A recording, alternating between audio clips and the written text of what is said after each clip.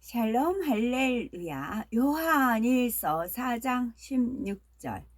우리를 사랑하시는 사랑을 우리가 알고 믿었노니 하나님은 사랑이시라. 사랑 안에 거하는 자는 하나님 안에 거하고 하나님도 그의 안에 거하시느니라. 아멘. 제목은 초대장입니다. 마태복음 22장에 보면 이런 비유가 있습니다. 어떤 왕이 아들을 위해 혼인잔치를 베풀고 손님들을 초대했습니다. 왕이 배설한 잔치라면 얼마나 풍성하겠고 그 자리에 초대받은 자체가 얼마나 영광입니까? 그러나 초대받은 사람들은 자기 사업 때문에, 가정의 일 때문에 초대를 거절했습니다. 아무리 좋은 잔치를 배설하고 초대받아도 자기 스스로 거절했으니 참여할 수 없었지요. 여기서 잔치를 베푼 주인은 하나님이시고 잔치는 장차 있을 천국 잔치입니다. 독생하신 아들 예수 그리스도와 구원받은 성도들의 혼인잔치를 뜻하지요. 하나님께서는 세상 모든 사람을 초청하셨습니다. 이 기쁜 소식을 전해주어도 세상 정욕으로 가득 찬 사람들은 외면하지만 가난한 심령으로 초대에 응하는 사람들은 누구나 천국 잔치에 참여할 수 있습니다. 그런데 오늘날 하나님께서는 좀 더 특별한 초대장을 보내주시지요. 단순히 천국 잔치가 아니라 그 중에서도 가장 영광스러운 새 예루살렘의 연회에 초대하시는 것입니다. 우리 손에는 새 예루살렘 연회에 불러주신 하나님의 초대장이 손에 들려 있는지요? 그러면 그 안에는 어떤 메시지가 담겨 있는 것일까요? 그 초대장 안에는 첫째, 사랑하는 이들과 영원히 함께하고 싶다는 아버지 하나님의 마음이 담겨 있습니다. 세상에서도 어떤 부모님들은 인생에서 가장 감격적인 순간에 갓 태어난 자녀를 처음으로 품에 안았던 순간이라고 하지요. 사실 사랑 없는 눈으로 볼 때는 아이를 낳아 기른다는 자체가 고생을 자초하는 일입니다. 그러나 부모의 입장은 전혀 다릅니다. 만삭이 되어서 거동이 불편한 것도, 위험을 무릅쓰는 출산의 고통도, 자녀로 인한 근심과 고생도 개의치 않습니다. 때때로 해맑은 아이의 웃음소리에 모든 시름을 잊기도 하고, 자녀가 자라는 동안 사랑을 주고받으며 삶의 행복을 느끼기도 하는 것이지요. 자녀를 뒷바라지하려고 수고할 때도 너 때문에 이렇게 힘들다고 단식하지 않습니다. 오히려 너를 키우는 보람에 내가 세상을 살아갈 힘이 난다 라고 하지요. 이런 부모의 사랑과도 비교할 수 없는 더 큰 사랑이 하나님께서 사람을 지으신 사랑입니다. 온 우주와 빛과 소리로 존재하시던 온 우주에 빛과 소리로 존재하시던 하나님, 큰 영광 중에 계셨던 하나님께서 친히 아담을 빚어 만드셨습니다. 그와 사랑을 주고받기 원하셨기 때문이지요. 자녀에게 좋은 것만 주고 싶은 부모처럼 하나님도 최고의 천국을 만드시고 거기서 영원한 행복을 주고 싶으셨지요.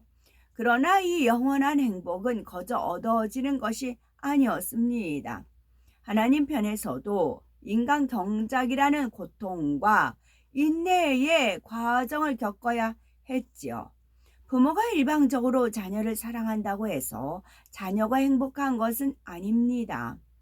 자녀 편에서도 부모의 마음을 알고 우러나오는 사랑으로 부모를 대할 때라야 서로 간에 참으로 행복할 수가 있지요.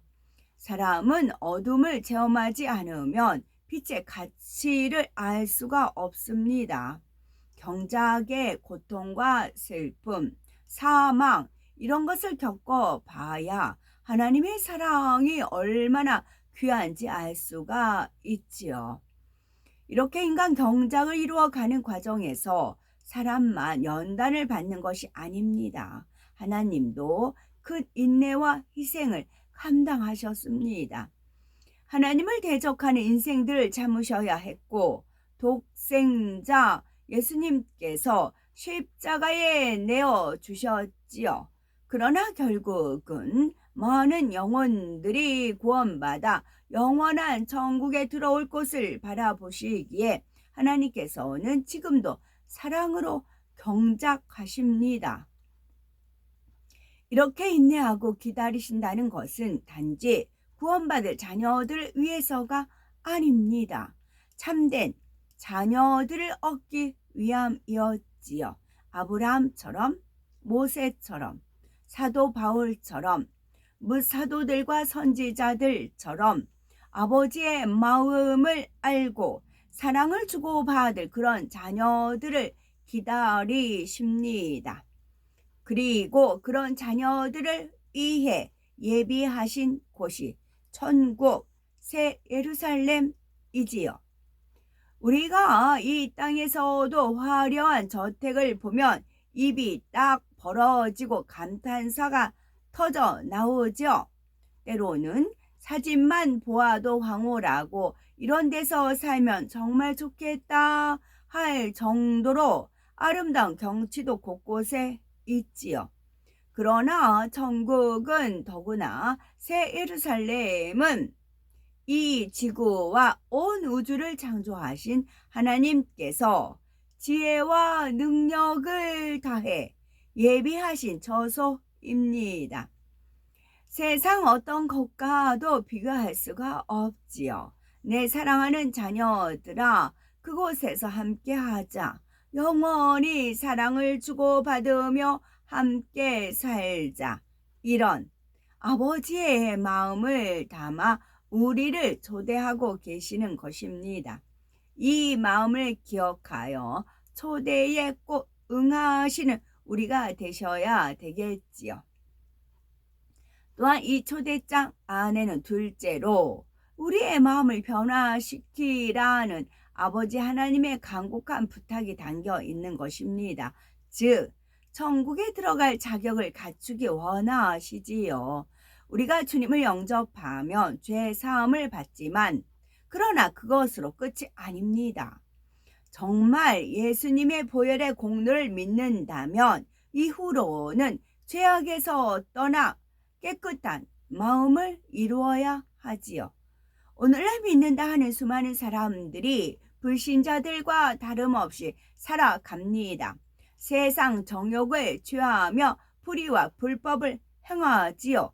하나님의 초대에 가겠다고 말은 하지만 실제로는 참여할 준비를 하지 않는 사람들입니다.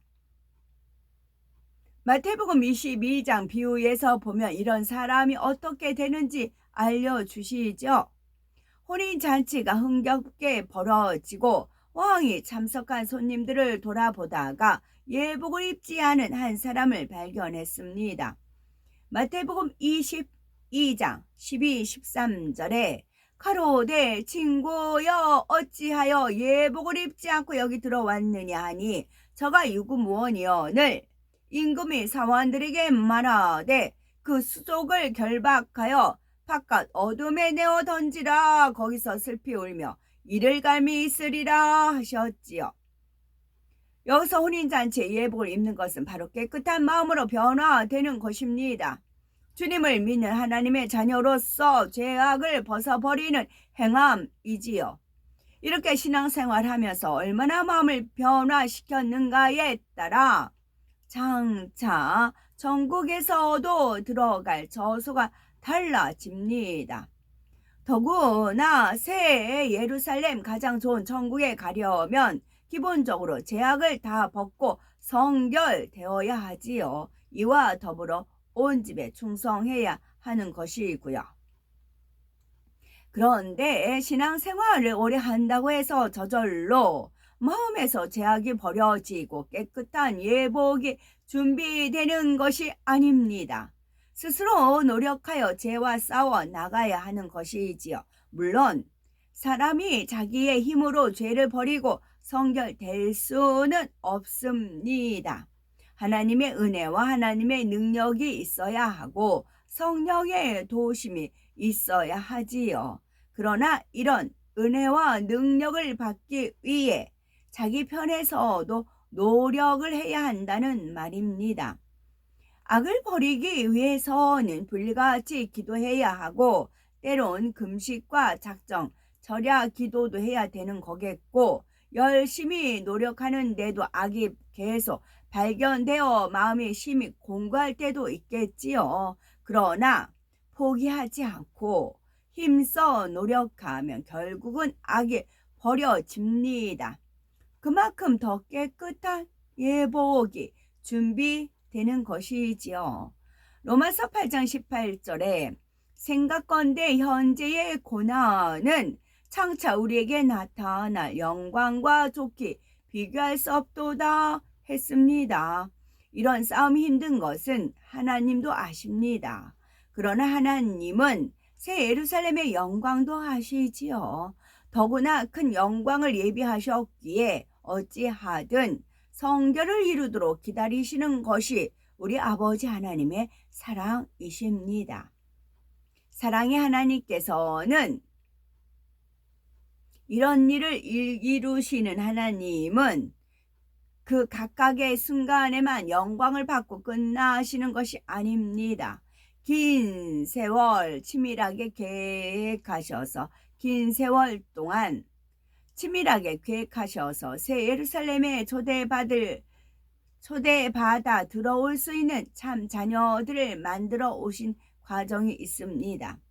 새 예루살렘이 눈앞에 그린 듯이 생생하게 알려주셔서 죄를 버릴 수 있는 소망을 주시는 것이지요. 죄악을 벗고 성결될 수 있는 방법도 상세히 알려주시는 것입니다.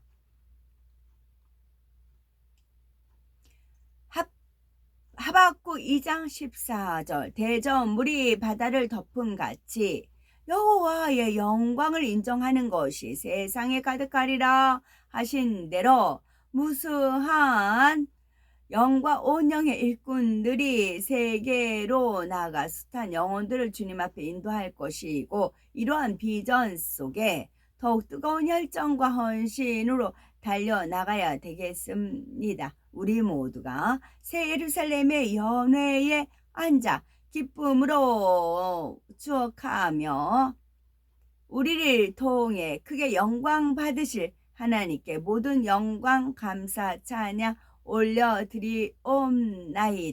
할렐루야. 아멘.